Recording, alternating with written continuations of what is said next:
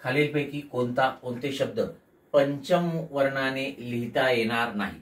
ठीक, दंगल, संहिता, बंधन आणि संसार. मित्रांनो, याच्यामधलं संहिता आणि संसार हे जे दोन शब्द आहेत बी आणि डी, हे पंचम वर्णाने म्हणजेच परसवर्णाने लिहिता येणार नाही. मग आपलं उत्तर काय येणार आहे? बी आणि डी. बी आणि डी 2 नंबरचा पर्याय. ठीक आहे, हे आपलं उत्तर असेल. मग आता लक्ष द्या की एखादा शब्द पंचम वर्णाने किंवा परसवर्णाने लिहिणे म्हणजे काय? पंचम वर्ण कुणाला म्हणतो आपण?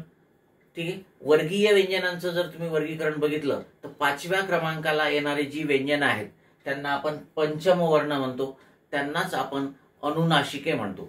मग एखाद्या शब्दामध्ये हा जो अनुस्वार दिलेला आहे या अनुस्वाराच्या ऐवजी जेव्हा आपण अनुनासिक वापरतो तेव्हा, किंवा तो शब्द अनुस्वाराच्या ऐवजी अनुनासिक वापरून लिहितो तेव्हा त्याला पंचम वर्णाने किंवा परसवर्णाने लिहिणे असं म्हणतात.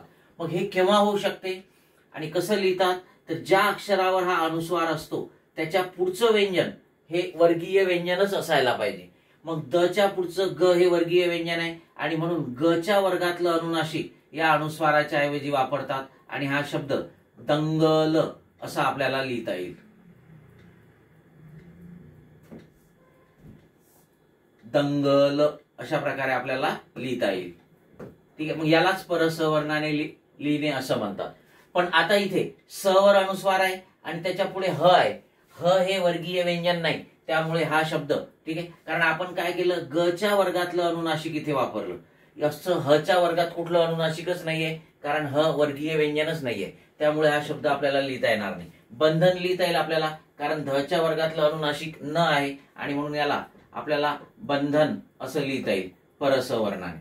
ठीक आहे, संसारला पुन्हा लिहिता येणार नाही, कारण स या पहिल्या स वर अनुस्वार आहे आणि हा दुसरा सा जो आहे त्याच्यामधला स हे वर्गीय व्यंजन नाहीये.